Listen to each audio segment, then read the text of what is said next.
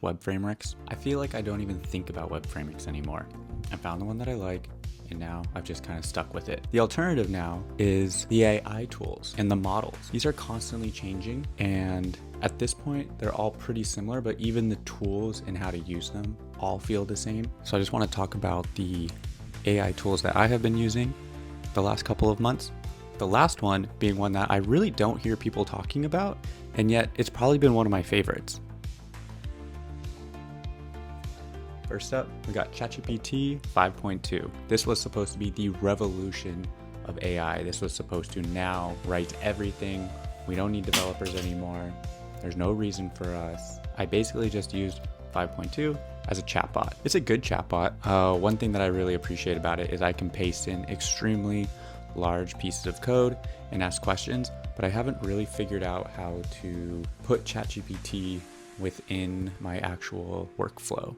So I use it more as a brainstorming tool and even a coach. I like prompting it to act as a tutor and not give me the right answer and rather walk me through a problem, and I find it a really good teacher. Next up, we've got Claude Code. I don't have Claude Code at work yet, so I've only used it for personal projects, but so far I've really loved it. The only thing is I don't know because I've only used Vim, I haven't tried using it within another IDE.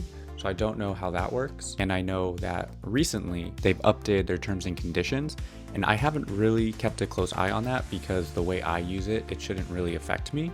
But I could definitely see how if I'm using it at work and I'm trying to use it in a more robust IDE than Vim, that it could definitely affect my workflow. Next up, we've got Visual Studio. I used to live in Visual Studio and now I barely touch it. I do open it occasionally, and from there I've used GitHub Copilot.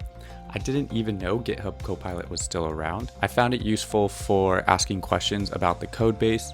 So if I have a very large code base, say 10,000 plus lines, I can ask it to give me a summary of how a certain process executes and what code I should be aware of. In the past, when debugging, I would have to go down large rabbit holes of a code base that I did not write and I didn't know much about, versus now I can just ask it, hey, where is this class being executed and how is it being initiated? And it will give me a summary of that. So I found that to be a great time saver. And that's pretty much how I use Visual Studio at this point. Next up is VS Code. I haven't opened VS Code since June 2025. And that's all I have on that. Then we've got Windsurf. So I think Windsurf and Cursor are a bit of a very similar tool. I haven't used Cursor, but we had Windsurf license at work, so I gave it a try. I really liked Windsurf. It is very fast, but their SWE 1.5 model is really bad. And it actually got me off of it because I couldn't even do work once I passed like 1,000 lines of code. It just could not understand the code base. And every single time it would try to do something, it would do it wrong. And then I would question it and it would do the classic, oh, you're so right, let me do it again, and it would continue to do it wrong. So I think Windsurf is great if you have other models available to you, but at this time, the only ones that I do have are the SWE1 and the SWE 1.5.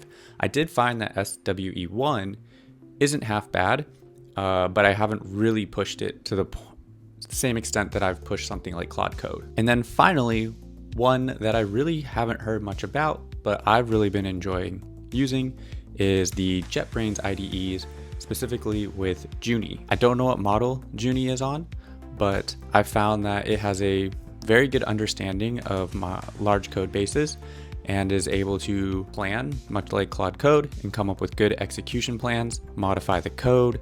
And so overall, this is kind of the year that I'm diving more into JetBrains IDEs.